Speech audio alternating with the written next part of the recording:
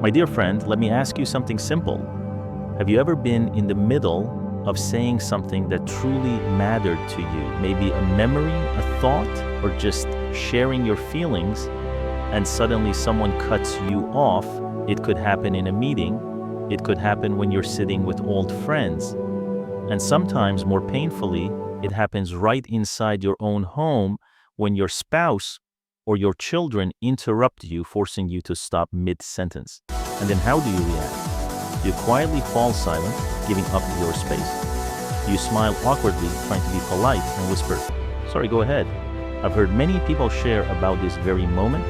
One of my patients in her 60s once told me, every time my son interrupted me, I stayed silent because I thought what I had to say wasn't as important as his. But after many years, I realized I was the one who taught him that my words weren't worth listening to. You see, what feels like a small thing actually sends a very big message. Every time we retreat, every time we say sorry, when interrupted, we're teaching the world that our voice has less value. And that's not just about conversation. It's about power, about presence, about the respect we receive in life. The ancient Romans believed that just one promise could ignite a war, and one command at the right time could save thousands of lives. Seneca once wrote, "Brevity and calm in speech carry more power than the loudest cries of the crowd." He understood one truth. True power doesn't rest in the sword, but in words. And even today, that remains just as true. Think back to a time when you were interrupted. Did you ever feel like you became invisible sitting there? But no one seemed to care. Even in love, if you can't hold a steady in your voice, you can be overlooked. In work, if you can't protect your words, you'll be pushed aside. And little by little, you're the one teaching others to believe your words don't need respect. I've lived more than 6 decades, and there's one thing I always remind myself of, the same thing Marcus Aurelius wrote. Do not let yourself be distracted by what is unnecessary. Hold firmly to what is essential. And I've realized the most essential part of communication is making sure your words have a place to stand. Another patient of mine, Linda 72, once confessed, "It took me years just to learn not to apologize when I wasn't at fault. Every time I was interrupted, I would smile and say sorry. But then I realized I was becoming a shadow in my own family, until one day I stopped and said, 'Listen, I'm not finished yet.' And you know what? From that day, everything changed. I realized respect doesn't come from asking permission. It comes from claiming presence." Does that story feel familiar to you? Maybe you've lived something similar yourself. And I want you to imagine next time, instead of shrinking back, you lift your head, look them in the eye, and say calmly, "Listen." You don't have to shout. You don't have to look angry. Just one word and the whole room grows quiet, because the human brain is wired to stop at that word. Immediately, attention shifts back to you. That's the same power Marcus Aurelius Seneca and Epictetus once used, and it's the same power you can use today in everyday conversations. But don't worry, I won't stop here. In the next part, I'll share with you 3 Stoic words that can transform how you show up in any conversation. 3 words, short and simple, but strong enough to make you heard, respected, and most importantly, to let you be truly yourself. So stay with me until the end, because once you learn these words, you'll never again be afraid of being cut off. And if you believe in mastering yourself, in staying steady in a noisy world, then I invite you to subscribe to this channel. This is where we learn together, grow together, and practice the calm authority and inner strength of Stoicism. Are you ready? Then let's begin. My dear friend, as I promised you in the previous part, now we will dive into 3 Stoic words that can change the way you communicate, the way others see you, and even the way you see yourself. The first word, listen. Do you remember the last time, maybe in a meeting or at a family dinner, when everyone was talking over each other, voices stacked one on top of another, and you felt like your words just vanished into thin air. I experienced this myself years ago when I worked in a rehabilitation center for older adults. A man, 68 years old, named Robert, once told me I spoke in the middle of the room, but no one listened. Until I calmly looked around and said one word, "Listen." The whole room went silent. Not because I shouted, but because I reminded them there was something worth hearing. Listen is such a familiar word, yet the human brain responds strongly to it. Psychologists call it an orienting signal. It forces the brain to a stop to redirect attention. You don't need external authority. You only need calmness and the courage to speak it. Isn't it fascinating? Just one word, yet it can shift the entire atmosphere of the room. I want you to imagine next time you're interrupted, instead of staying silent or apologizing, lift your head and with a gentle but steady tone, say, "Listen." You'll see that not only others, but even you yourself will begin to believe in your own strength. The second word, important. There's a truth I've learned after many years. People are always drawn to what is important.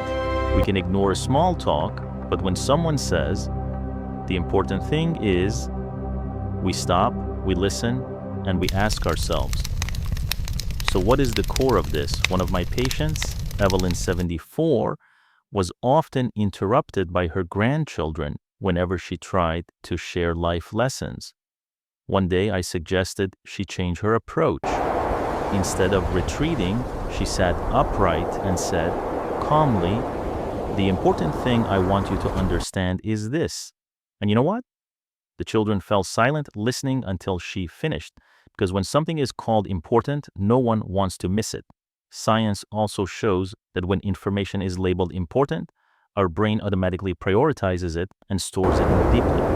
That means when you use the word important, you're pointing others directly to the core. You define where attention belongs. Marcus Aurelius once wrote, "Hold firmly to what is essential. Do not be distracted by what does not matter." That's exactly how you should use important to bring the conversation back to what truly matters. The third word. Now, if listen helps you capture attention and important helps you define focus, then now is the anchor that keeps everything in the present. Seneca once reminded us life is divided into three parts: what was, what will be, and the present. But only the present truly belongs to us. And you know, the word now has the power to pull every wandering mind back into this very moment. I remember a man named James, 62, who once complained to me, "My family always cuts me off when I tell a story. I feel like I'm fading away." I suggested he try something new. The next time he was interrupted, he calmly smiled and said, "Now let me finish this." He told me the whole room went silent because now allows no delay. It's like a gentle invitation, but also a firm command right now. Come back here. Think about yourself for a moment. How many times have you wanted to speak, but thought, "I'll tell it later or maybe tomorrow," but in truth, the only moment you ever truly have is now. And when you say, now you not only capture others' attention, you remind yourself to live and to speak in the present. Connecting the three words, listen, important. Now do you see it? Each word holds its own power. Listen captures attention. Important defines the core. Now root everything in the present. When combined, they form a Stoic toolkit that helps you hold your presence without shouting, without anger. That is the art, calm, yet firm, gentle, yet powerful. So let me ask you, have you ever tried using any of these three words? If not, try it this week. Maybe in a meeting, maybe at a family dinner, or simply in a conversation with your partner. Watch what happens. You'll find that when you respect your own words, others will naturally learn to respect you too. My dear friend, there is something that seems so small, yet it's a trap I've seen far too many people fall into. And I believe maybe you've fallen into it too. The habit of saying sorry every time you're interrupted. At first glance, it feels harmless, right? We think saying sorry shows politeness, shows respect. But I want you to look deeper every time you whisper, sorry, go ahead. You're not just apologizing, you're handing over the power, telling the other person their words matter more than yours, that your voice can be brushed aside. I remember one of my patients, Martha, age 66. She told me that for years, every time her husband or children cut her off, she would say sorry and step back. Slowly, she felt herself disappearing inside her own family. No one asked for her opinion anymore, no one listened, and she realized the fault wasn't only theirs. She had trained them through the habit of saying sorry. Epictetus, the Stoic philosopher, once warned, "No one can diminish you without your consent." And you know what? Each time you say sorry when you've done nothing wrong, you're silently giving your consent for others to treat you as less. Picture this. You're in a meeting. You've just shared an idea, but someone cuts in. Your automatic reflex is to smile and say, "Sorry, please continue." In that very moment, you've turned yourself from the person with ideas into background noise. Respect for you starts to evaporate little by little. At home, it's the same. Another woman once told me every time I shared my feelings, my husband would cut in with his own story, and I always said sorry and went quiet. One day I realized I had trained him to believe my feelings mattered less. You see, saying sorry isn't just politeness, it's surrender, it's retreat. And if repeated often enough, it erodes your value in the eyes of others. But I'm not here just to show you the trap. I want to give you a way out, a replacement that's simple but powerful. The phrase listen. There's more. It may sound small, but its impact is enormous. I remember another patient, Harold, age 70. His grandchildren often interrupted him when he told stories. One day, instead of going silent, he lifted his head, looked them in the eye, and said, "Listen, there's more." And the room stopped. Not because he was angry, not because he shouted, but because he calmly declared, "I'm not finished, and what I'm about to say has value." Do you feel the difference? Sorry makes you smaller? Listen, there's more makes you stand tall. I want you to imagine this in your own life next time you're telling a story to friends or sharing something with your partner and someone cuts you off. Instead of retreating, take a breath, smile, and say, "Listen, there's more." You'll see the atmosphere change instantly. They'll pause, they'll listen, and they'll give you the attention you deserve. This is what the Stoics called the discipline of speech. Epictetus taught silence is also an art, but it is silence that can be directed. When you say listen, there's more. You're not fighting, not creating conflict. You're redirecting silence back to yourself. And that's how you reclaim presence, calmly, gently, but with undeniable strength. Some people ask me, doesn't this make me arrogant? My answer is no, because this isn't about imposing your will on others. It's about affirming your own worth. In Stoic philosophy, true respect doesn't come from demanding or forcing. It comes from living with dignity, from speaking with calm confidence. And when you do that, you don't have to beg for respect. You become the embodiment of it. Do you see it? The way you speak, the way you respond is the mirror of how you see yourself. If you see yourself as small, your words will sound small. If you see yourself as valuable, your words will carry value. So I want you to remember this one principle. Stop apologizing when you've done nothing wrong. Replace it with presence. Shrinks your voice. But listen, there's more, expands it, giving it weight. English for American audience. My dear friend, we've walked together on a journey from realizing how our voice weakens when interrupted to learning how to stand tall again with the strength of our own words. And now I'd like us to pause for a moment and reflect on what we've shared. Remember these 3 Stoic keywords. Listen. This word pulls attention back to you, making others pause and return their focus to your presence. Important. This word redefines the focus, bringing every conversation back to its core, so your words don't get lost in the noise. Now, this word anchors everything in the present moment, the only moment we truly own. And above all, never fall into the trap of saying sorry when you've done nothing wrong. Instead of asking for permission to exist, affirm your presence with the phrase, "Listen, there's more." I remember many years ago, a man in his 70s came to see me during a counseling session. He sat down side and said, "All my life I've given way to others. I thought letting people speak was the way to keep peace. But as I've grown older, I feel like a shadow, like nobody needs to hear me anymore."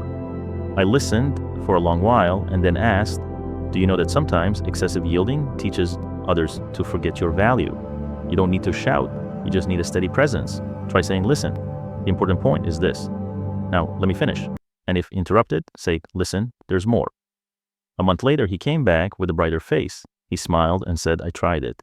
At first it felt awkward, but then I realized my whole family started pausing when I spoke. And for the first time in years, I felt truly heard."